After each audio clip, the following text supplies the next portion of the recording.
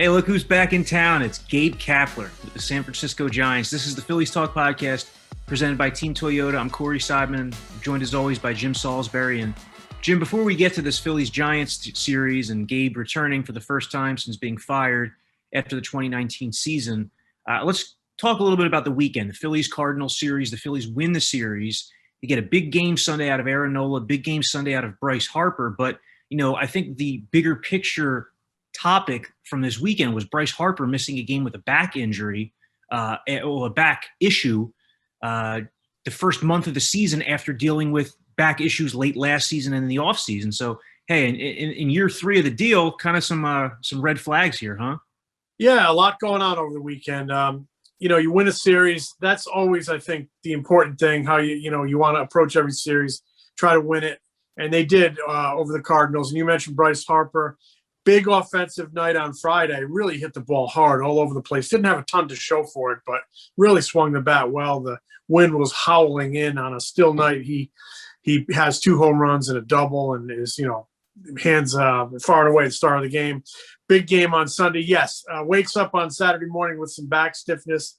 And the red flag you mentioned is that, lower back soreness, lower back pain, lower back injury, whatever you want to call it, really slowed him down in September of last year, forced him to DH a bunch of games, hurt him when he threw the ball, forced him to change his wintertime off-season training routine and kind of relearn his throwing mechanics a little bit. So they tried to nip it in the bud, and obviously they did. He came out yesterday, had a big game, hit the ball hard again, hit a big home run. So, there's a lot of guys throughout baseball that have to have their playing time managed a little bit. And, he's into his late 20s now. Not old, but gosh, he's played a lot of baseball. I think this is like his 11th season, right? So they're going to have to, trim it a little bit. We've talked about this now and then. Sometimes you prune the rose, you make it stand a little bit taller. So if he misses a game a month or comes off the bench a game a month or 2 games a month, maybe it helps his overall production. I'm not that alarmed by it, but on the other hand, he's got 10 more seasons after this one to go in Philadelphia. If this stuff is already plaguing him, it's a bit of a concern. Maybe you can mitigate some of the problem or the concern by paying attention to some of his workload now, and that's what they did over the weekend. Well, Bryce Harper's talked about how he needs to play smarter. He said that he thinks he suffered the back aggravation or whatever you're going to call it, the flare up when he was sliding into second base, extending a single into a double, and how he even admitted, I can't play at 28 the way that I played at 22, which is, fine to say in a post-game press conference, but in the heat of the moment, is he going to be able to do that? I just look at the guy's swing, for example. I mean, look at how violent the swing is. Have you seen him change it at all throughout the 3 years he's been here? Because you look at how violently he hacks at pitches, you could see the back flaring up from something like that as well.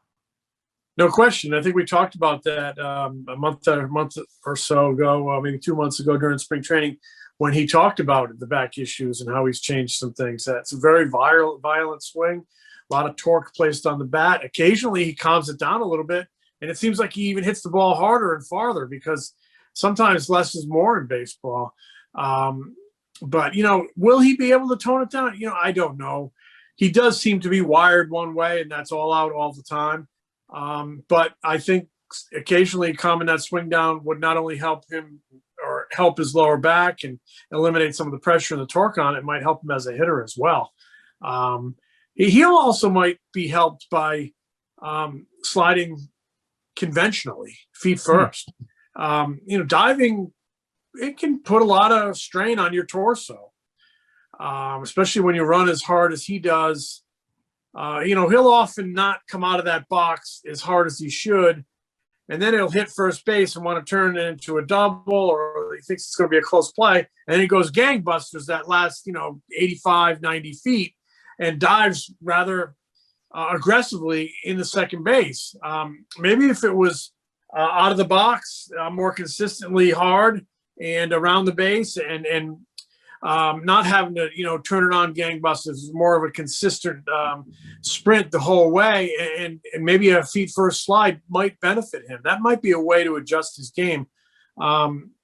I would think sliding feet first would put less pressure on your torso, your legs, and that leg that goes under that sort of shin where that absorbs a lot of the impact when you slide that way. So I'm not a huge fan of the head first slide to begin with. I think, diving back to first base, obviously on a pickoff, you need it. I don't think it's any quicker than a feet first. I think a feet first is much safer. I understand why guys do it. You get wrapped up in the energy and the heat of the moment. I guess you feel like falling forward. Maybe you get there a little quicker. I'm not sure you do though, but especially diving into home plate, you got the catcher. He looks like a gladiator. He's got shin guards on. He's got a mask on. He's got, helmet on. He's loaded with protection, and you're diving in there head first with your fingers exposed. And, you got to take care of your hands and your feet in this game. So, I saw Dave Hollins years ago blow out something in his wrist, diving head first. Saw Chase Utley do it in Cincinnati one day. So I think it's a safer slide. And I think it's equally as quick. So maybe something Bryce Harper has to think about. I don't know. It's just an interesting conversation here between me and you because, you brought up how he might have to adjust things, and he's going to have to adjust things as he hits 29, as he hits 30, and still has 7, 8, 9, 10 years to go on this deal. And one of the areas he's going to have to adjust is peel back the playing time a little bit. It's okay to only play 155, and your production might actually increase. Well, Harper's off to a pretty strong offensive start, entering the Giants series, I think 289 OPS, just under 1,000, 3 homers, 7 driven in. And his start would be gaining more notoriety if those 2 balls on Friday night went like 2 feet further, because those were 2 of the hardest hit balls of the Phillies season. And neither one resulted in a home run. But Harper's off to a fast start, and Aaron Nola on Sunday got back on track after 2 uncharacteristically short outings. He went 4 and 5 in the 2 previous outings. Well, he pitched his first 9-inning complete game on Sunday. Just absolutely dominated the Cardinals, a 2-hit shutout with 10 Ks, had all of his pitches working. Great sign for the Phillies. I mean, they need this. It goes without saying the Phillies want length from their starters, but Aaron Nola, especially after 2 games in a row in which he wasn't able to get you 6 or 7, definitely good to see. Yeah, it certainly was a good sign to see Aaron Nola pitch like he did on Sunday, Corey. Just dominant, really putting that 4-seamer wherever he wanted it. His breaking stuff was excellent. You mentioned the fact that he gave them some length, obviously 9 innings, shutout. And, I think it was good the bullpen got a day off on Sunday. Chase Anderson gets the ball on Monday night against the Giants, game 1 of that series. And, he historically doesn't pitch deep into games, so I think it really behooves Joe Girardi to have a fresh bullpen for that game 1. Yeah, and our friends at PointsBet, actually, the odds for Chase Anderson to record a win in that series opener, the Phillies-Giants, are plus 145, so a $10 bet would pay out $14.50. And when I look at that, the first thing that comes to mind is if you're placing a bet on a guy to win a game, well, you need to go 5 innings. And Chase Anderson doesn't have, a whole long history of going deep into games. He hasn't looked as bad, though, as Matt Moore in his first couple of starts. It's just that he hasn't gotten to that 3rd time through the order, really. Yeah, and he'd have to go 5, and they'd have to score some runs to get that victory you were talking about. Look, you beat the Cardinals 2 out of 3. That's a good weekend. But, Saturday's game in a lot of ways I thought was it magnified a lot of the holes that we knew this team had. And so has the first couple of weeks. We knew this team was far from perfect. We knew it had holes. Maybe some of the holes are bigger than we thought. 4 and 5 in the rotation, they were going to be a concern, no matter what.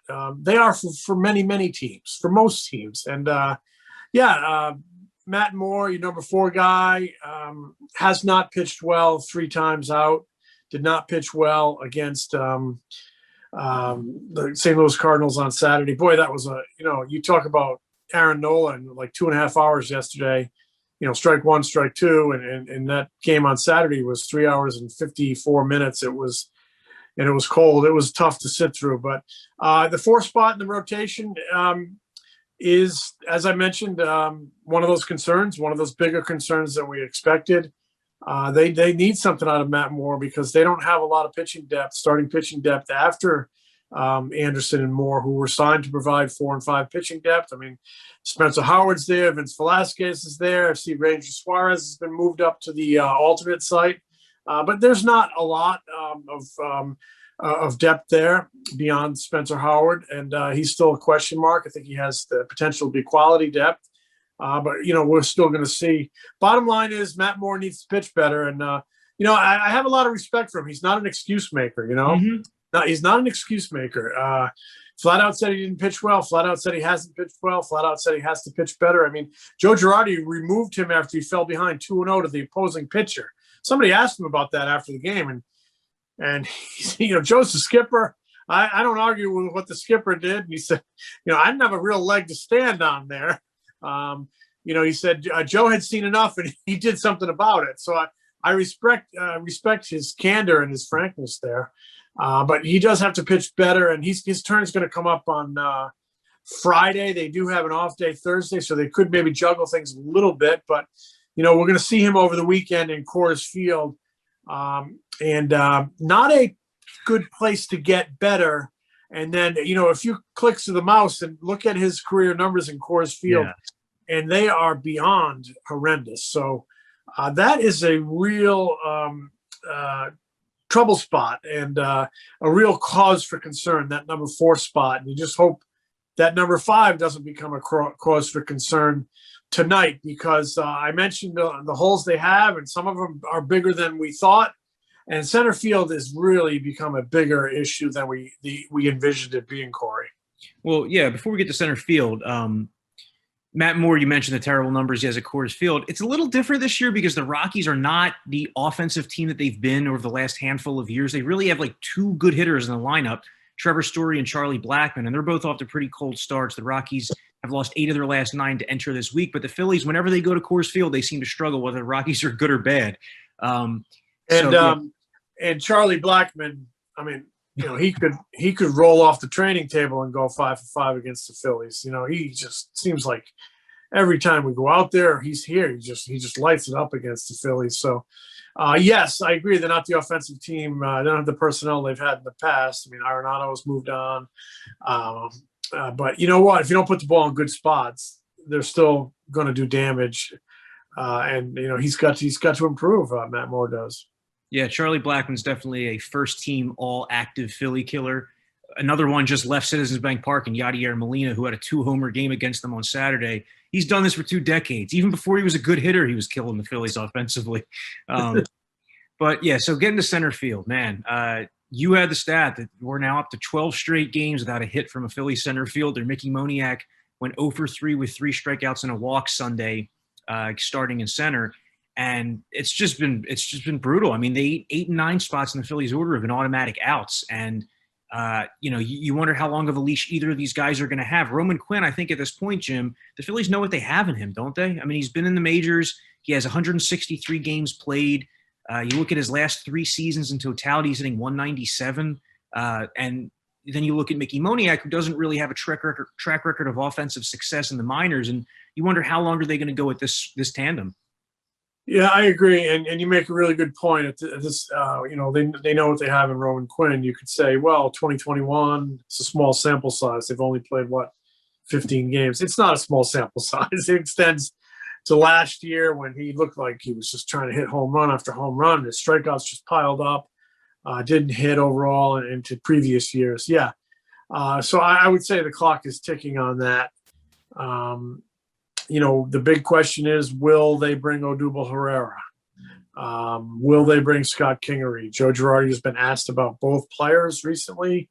He has said that Kingery, who we know they've asked to make swing adjustments, is not ready yet with those adjustments. They want to see more consistency. Also mentions they'd like to see more consistency from Odubel Herrera down there. But, at some point, one of those guys is going to have to get a look here, unless Mickey lights it up.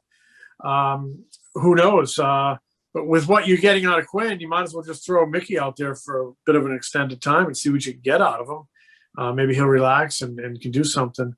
But you also make a very fair point. He has not a guy who's lit it up in the minor leagues. So I'm not expecting gangbusters out of him. So that is a real problem situation out there in center field, especially when you look at the inconsistency they've gotten out of the leadoff hole.